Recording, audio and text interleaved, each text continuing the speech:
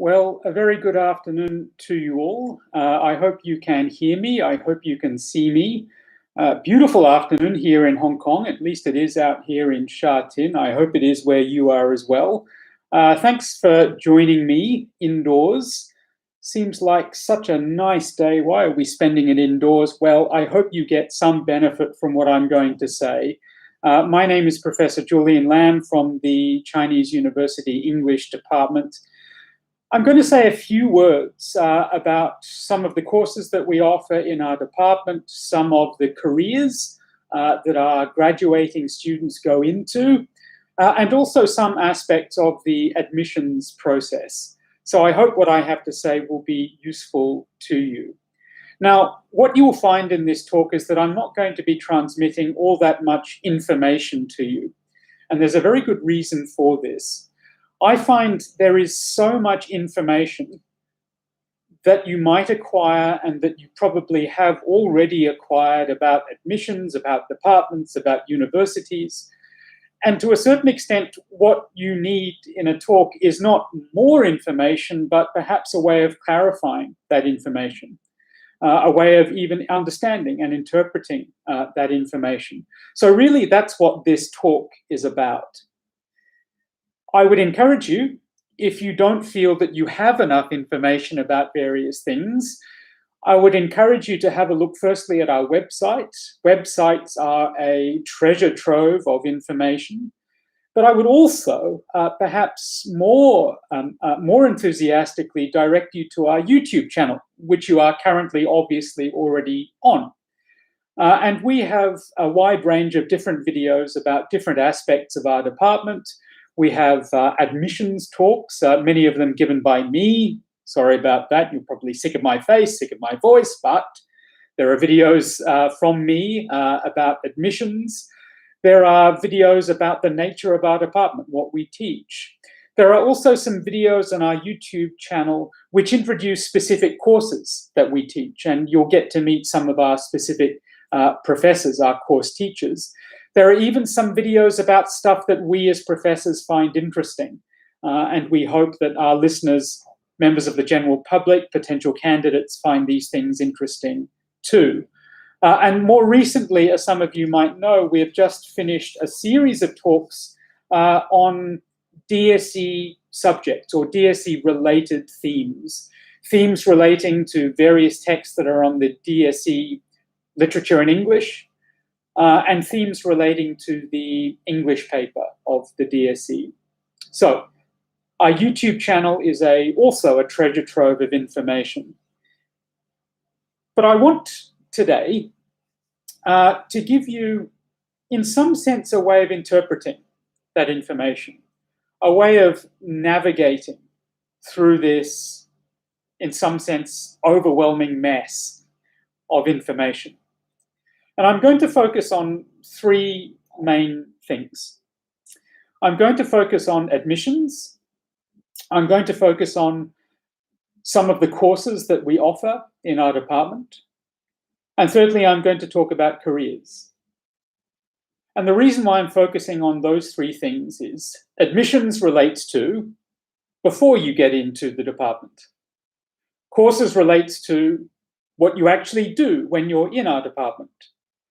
And careers is what happens when you leave our department. So in some sense, these are the three stages of an English major.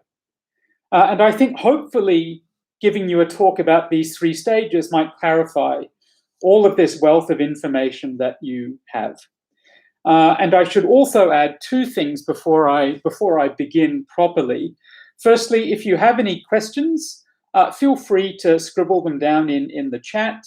And I'll either try to answer them as I'm speaking, which is sometimes a little bit difficult. I'm not sure if you've ever tried to speak and read at the same time.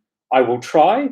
But if I don't answer your question as I am speaking, then I will most definitely try to do so at the end.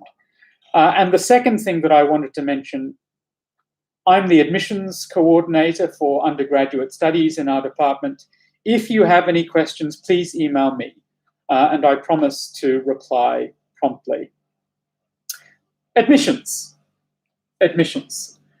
Now, there are only a couple of aspects about the admissions process that I'm going to address.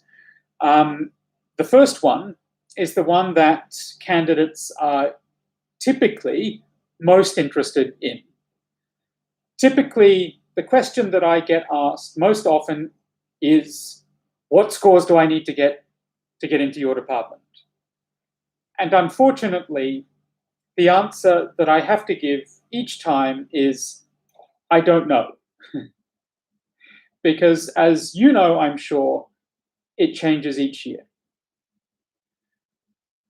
Not only that, but as you would all know only too well, we are living through changing times in this part of the world.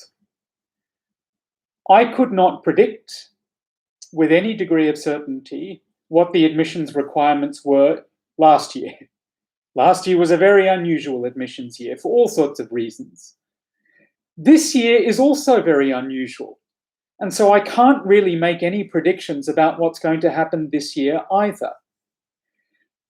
The only thing that I can do is to say that if you go on our website and you click on a little box that says undergraduate, English major, or might say BA, you'll come to a page which has a number of different tabs down the left-hand side.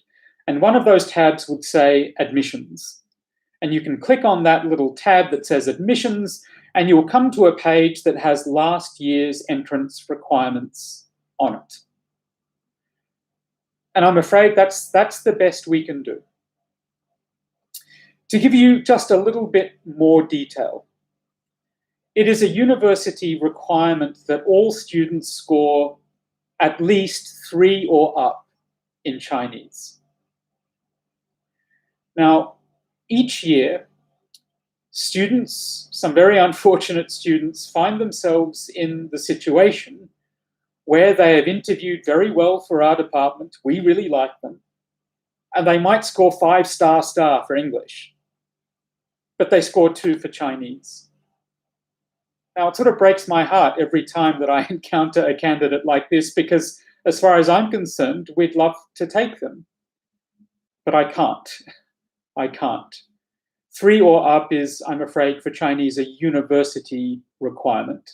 And there are good reasons for why that requirement is in place.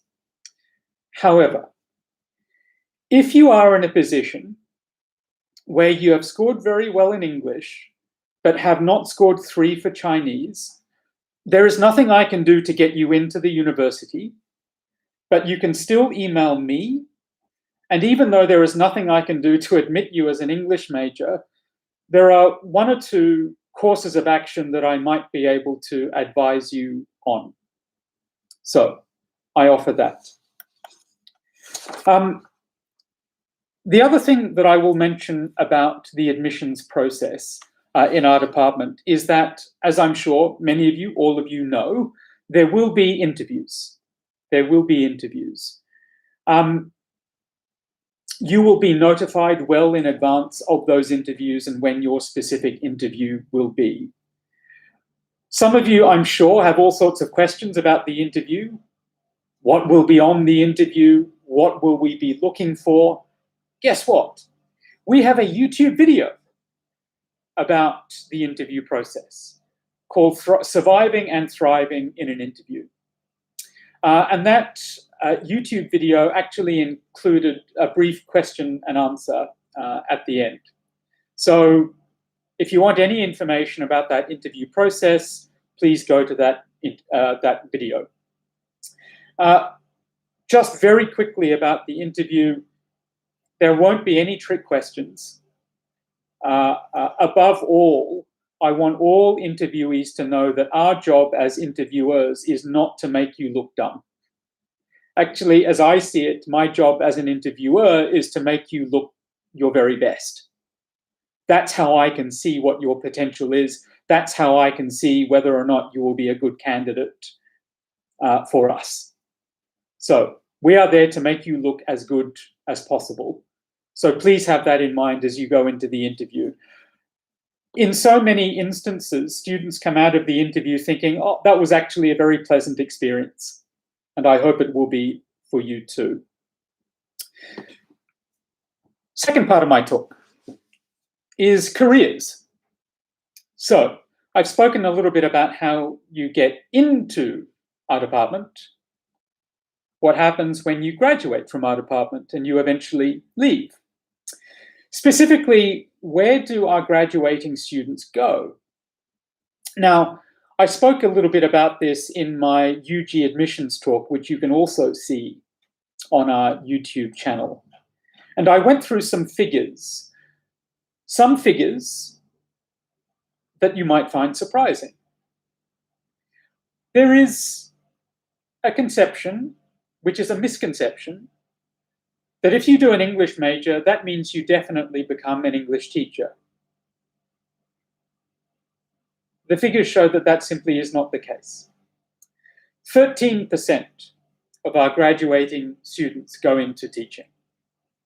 Now, between you and me and the fence post, I think teaching is a fantastic profession. I see myself as a professor at a university. I see myself as fundamentally a teacher. It's the most important and most pleasurable part of my job. I love it. And so I know I'm saying, oh, there are so many more things to do than teach if you are a graduating English major. That is true. But in saying that, I don't want to denigrate teaching. It's a fantastic profession.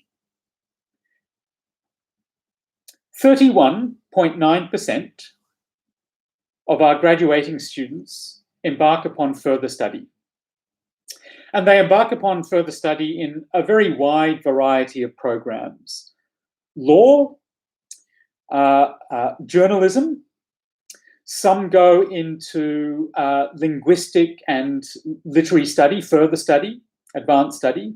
Some do, for instance, the PGDE, but a minority do the PGDE. They go into a wide variety of further study programs. By far, the biggest percentage of our students, 43.5%, go into commerce and industry. Commerce and industry. Now, I mentioned this in my admissions talk, but I didn't go into some of the specific jobs, some of the specific careers that our graduating students go into. Now, I have a long list here on my notes. I'm not going to go through this whole long list. That would bore you, but just to give you a sense. Associate Director, Media Relations and Social Marketing, Manulife Assessment Management. Head of Marketing and Communications, Emperor Watch and Jewelry. Management Associate, Retail Banking and Wealth Management at HSBC. Secretary to Consul, General Consulate of Chile in Hong Kong and Macau. Corporate Communications Manager, Royal Spirit Group. Financial Planner. We have two former students of ours who have now become pilots.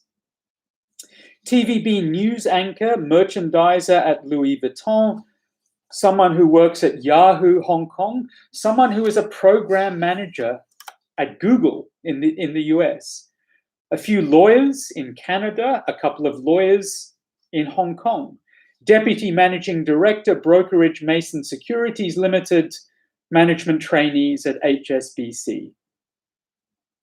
43.5% of our graduating students go into commerce and industry. How do we explain this figure?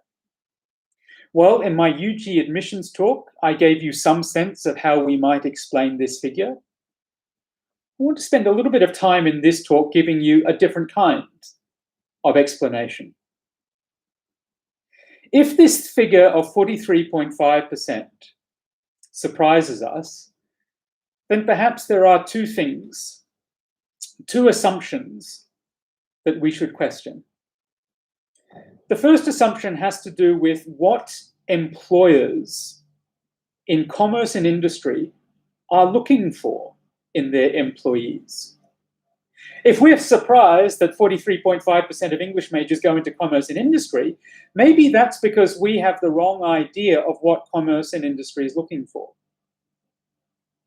The other assumption that we perhaps should question is the assumption about what specific skills English majors acquire. Let me focus on the first of those first. What skills are in high demand by employers in commerce and industry sectors? Someone who knows what employers are looking for is a man called Jeff Weiner. Now, why would he know? Well, he's the CEO of a little company called LinkedIn that you might have heard of. LinkedIn is the world's largest professional networking site. And as the CEO of LinkedIn, Jeff Weiner presumably has access to more and more detailed information about employment opportunities than really any government in the world. He knows what jobs organizations are advertising, what jobs people have, and what jobs people want. He also has a profound sense that many of the jobs of the future do not yet exist. And consequently, what employers, perhaps especially in commerce and industry sectors, are looking for is employees who are agile, employees who are flexible, employees who are adaptable, who can think outside the box, who can think critically, who can think creatively, who can communicate powerfully. And the biggest skills gap he sees in the United States is not coding, it's not computer programming, it's what I call the soft skills. Skills like teamwork, problem solving, creativity, research skills. And at the very top of this list of soft skills, communication skills. What employers want most and what they will continue to want most, perhaps increasingly, according to Jeff Weiner, are skills in written communication, oral communication, team building, and leadership skills. And Jeff Weiner himself said, as powerful as AI will ultimately become and is becoming, we're still a ways away from computers being able to replicate and replace human interaction and the human touch. In some sense, the more automated, the more AI-oriented our lives and our interactions become, the more as humans we crave the human touch. The more we crave to communicate with a real, live, other human being. Weiner continues. So there's a wonderful incentive for people to develop these skills because those jobs are going to be more stable for a longer period of time. So not only employment opportunities, but stable employment opportunities are ensured, are encouraged by the acquisition of these soft skills. And in some sense, this makes perfect sense, even more than Jeff Weiner might be aware.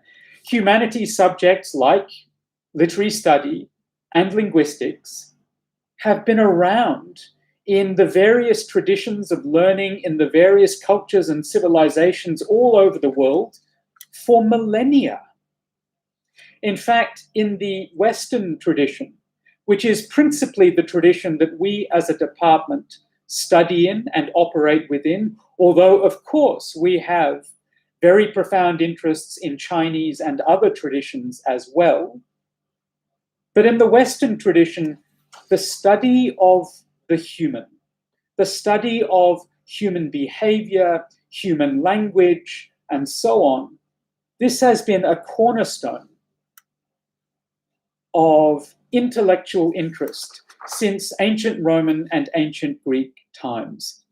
Now, some people might erroneously think, oh, well, that's what makes English dated. That's what makes literary study and linguistic study dated. Surely the modern society has moved beyond that. I say no. And this is why I say no.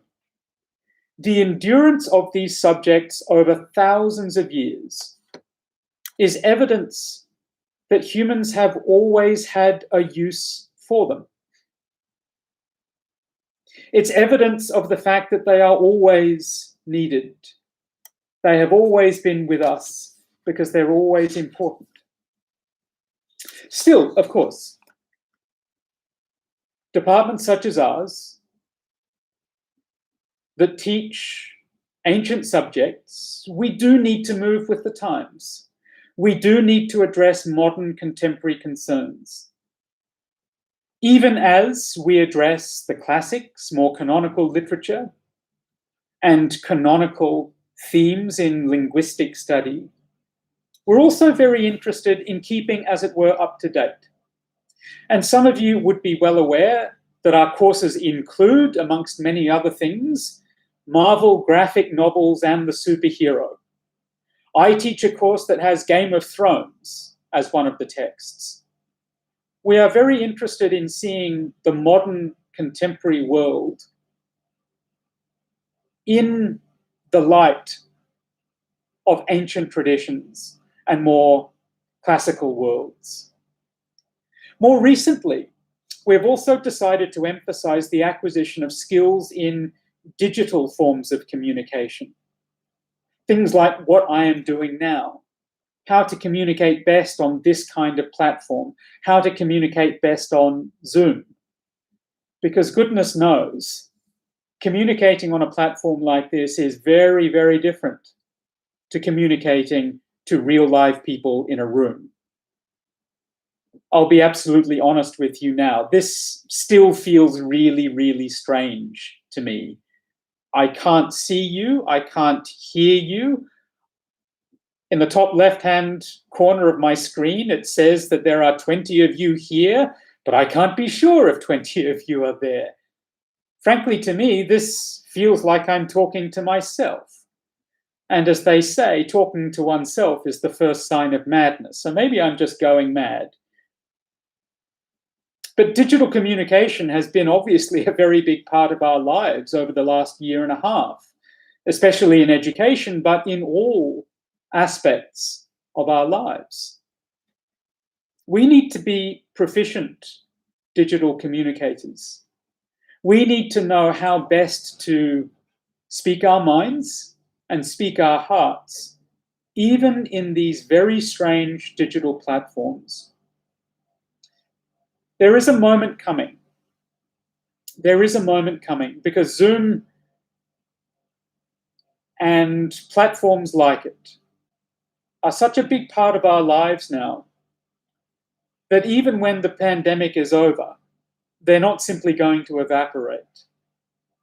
And there is a moment I anticipate in many of your lives, perhaps even all of your lives, when you are at work, perhaps at a work meeting on Zoom, and there is an issue that comes up in your work discussion, and it's an issue that you need to speak on. And you need to speak powerfully on. You have an important thing to say about this issue. You need to have practice. As an empowered member, as an involved member of your work environment, you need to have had practice at how to present yourself in this digital environment. And we have a renewed emphasis in our department on online practices, how to best present oneself online. We're also very interested in what happens to English when it goes online. Is the internet bad for English? Is the internet bad for all languages? How has digital communication affected the way humans interact with each other? I want to return to that second assumption, or that second topic, that second point that perhaps we should test. That point about, if you find it surprising that 43.5% of our graduating students go into commerce and industry, maybe We need to question our assumptions about what skills English majors actually acquire when they're with us. What skills do they acquire that make them such attractive proposition, even to commerce and industry? I think much of what we offer and many of the skills that our students acquire can be summarized in one word. And that one word is communication. But we need to understand this word correctly. This is my somewhat strange and somewhat long definition of what communication is. I'm not sure if any of you have had this wonderful experience in your lives of perhaps having a much younger sibling, or perhaps being around a nephew or a niece who was much younger than you, and you watch them acquire language. It's a fascinating exercise, also a very funny exercise, as I'm sure some of you are aware, but it's a fascinating exercise. I have recently had the great delight in observing this in my nephew and niece. And I want to tell this story of how we acquire language, and I want to link that with what the word communication means. The word infant, I'm sure, is a word you know. You perhaps don't know that the word infant comes from the Latin word infans, which means speechless, without language. We are born, we have no words. Our first sounds are crying. Crying is almost sort of instinctive in us. We want to make a sound. We want to have some kind of presence in the world. We want the world, our mother, our father. We want them to know that we are present. Of course, any of you who have been around young babies will know that cries mean different things. There are some cries that mean I'm hungry. There are some cries that mean I'm tired. There are some cries that are genuinely cries of being upset, perhaps even in some kind of discomfort. So as the baby gradually gets a bit older, they perhaps develop these different kinds of crying. As they get older still, they begin to imitate individual words. And it's wonderful, it's really beautiful to see these words sort of pop out. I'm not sure if your parents remember the first word that you ever said. I think mine was house or something like that. Something very simple. We go from words and then we go to forming complete sentences. And very often the complete sentences that we form are imitations of sentences that we hear adults say. And a delightful phenomena that happens with young children is that they imitate these sentences that are very adult. Do you know what I mean? I'll give you an example. My nephew once was eating a hamburger for dinner, and I was meant to be supervising him. I wasn't doing a very good job because he had tomato sauce pretty much all over his head. Anyway, he was eating his hamburger, and I was getting a little bit impatient. I wanted him to finish his hamburger so I could go off and do something else. And he had a little bit of his hamburger left. He was clutching it like that in his hand. And I said to him, "Do you think you can finish the rest of that hamburger in one bite?" And he looked at the hamburger like this, and then he turned to me and he said, "I think not." I think not. It's such an adult phrase. Where did he get that phrase from? Maybe from me, maybe from his mother or father, but he got it from somewhere. The phrases, the sentences that we so often pick up as young children are the phrases of adulthood. And it's almost as if these children are putting on clothes that are too adult for them. I'm not sure if you've seen a photo or indeed in real life, a little boy in a tuxedo. The tuxedo is sort of too grown up for the boy.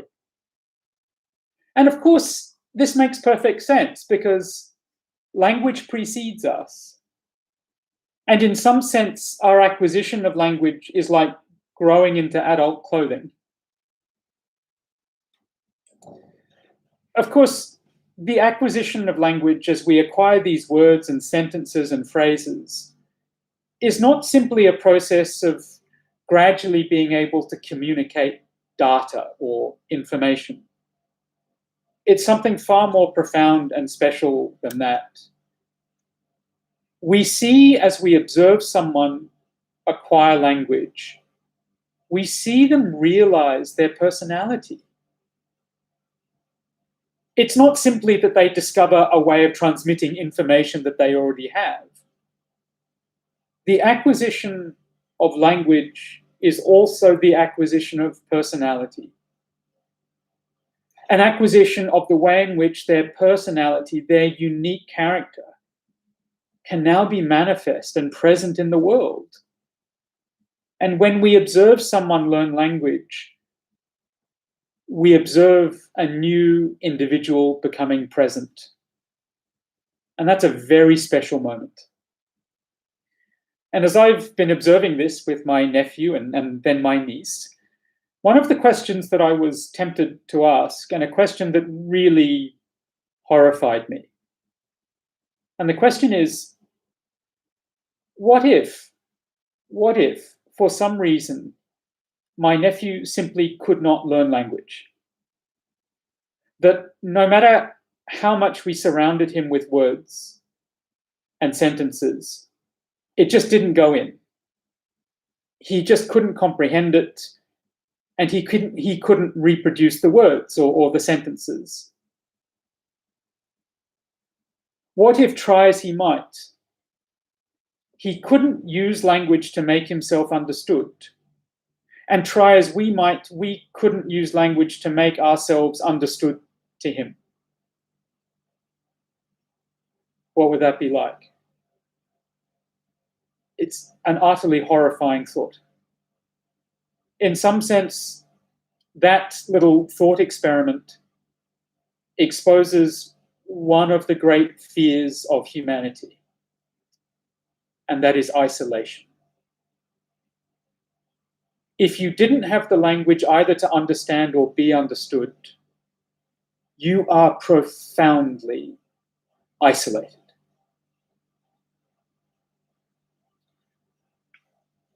Horrifying.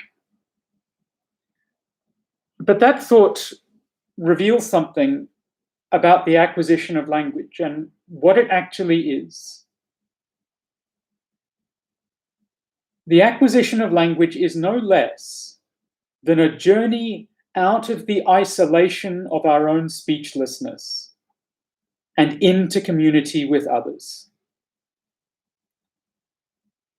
When we cannot speak, it's almost as if we have not the means of making connection. We remain isolated. We remain alone. But it's in our acquisition of language that we come into contact with others. And the acquisition of language is that great journey which, as individual humans, we must make out of our own isolation and into the company of others. And it's in the company of others, in community with others, that we become most fully realized as personalities, as individuals, as human beings. Question: when does this journey end? I've said that the acquisition of language is a journey out of our own isolation and into community. When does this journey end? Certainly, there is a stage in life when we achieve a kind of proficiency in language. You all have proficiency in English. But does it end with proficiency? we are always changing, and our world is always changing. Our world is always throwing at us different challenges to communication, different things to communicate, different things to avoid in our communication, different sensitivities and tensions in our communication, new feelings, new thoughts, new ideas. So one answer to that question would be, the journey never really ends. And a further reason why the journey out of our own isolation never really ends is because not being understood and not understanding is always a possibility. I cannot be 100% sure that you are understanding anything of what I am saying, particularly as I can't see your faces, I can't see you respond to what I'm saying. Maybe you're just scratching your heads thinking, what's this guy talking about?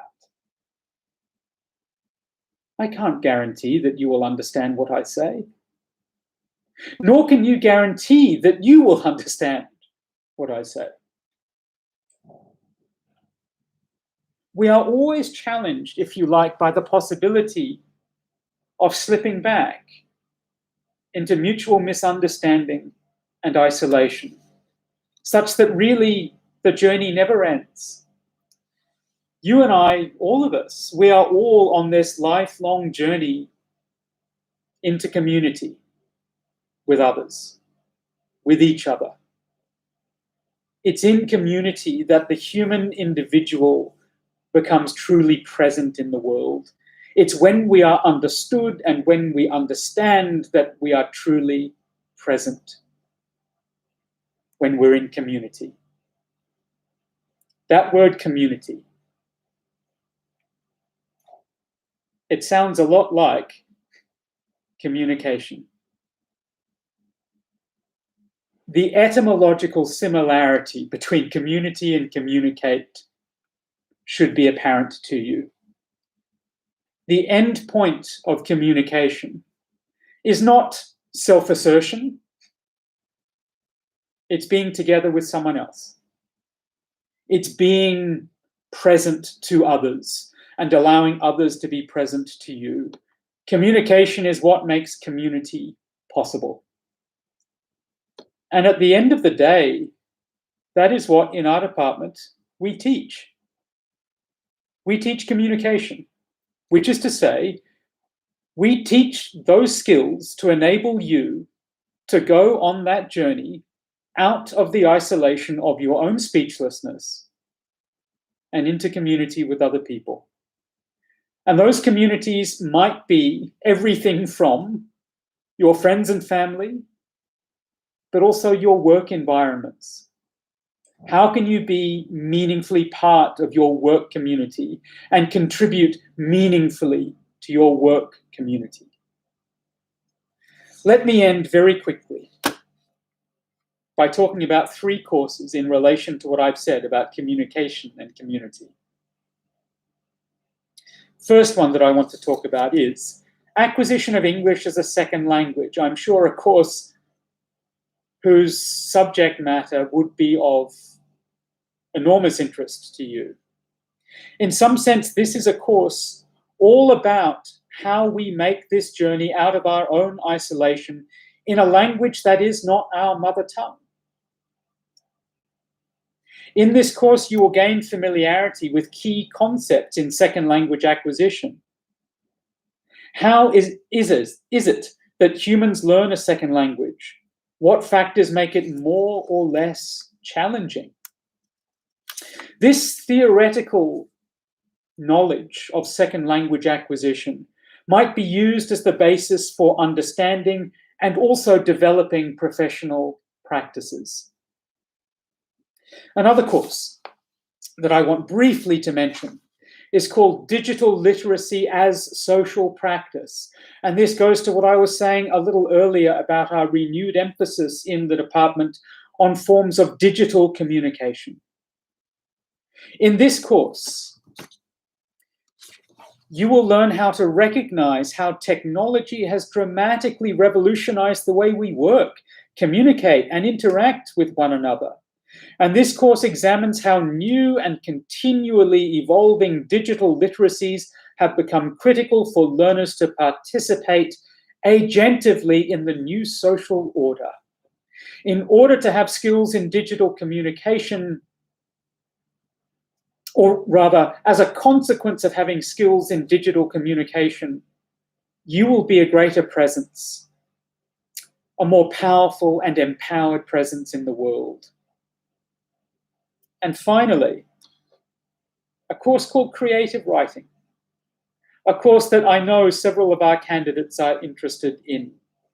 This course, of course, will give you skills in the various arts of creative writing, whether they relate to prose or poetry or perhaps even playwriting. In some sense, this is a course which tries to bring your writing from the privacy, the isolation of your notebook. And so many of us have those notebooks, don't we, where we jot down our little private poems and so on. How do we get from that notebook to publication? How do we get from the isolation of that notebook to that sense of lots of people reading your poem? I think the character of this course and the trajectory of this course is kind of an emblem, is an analogy of what, as a department, as a major, we attempt to do. To take you from the isolation of your thoughts, your ideas, and we attempt to give you the skills to make you present in community, in meaningful community with others. And I hope this talk has been helpful. If you have any questions about our department, about anything that I've said, about the admissions process, then do email me. My name is Julian Lamb. You can find my little webpage on our website. And I will promise to reply to your emails soon.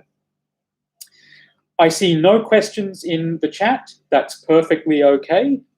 In that case, I shall end. Thanks so much for your time, everyone, and I certainly hope to meet you at some point down the track. See you.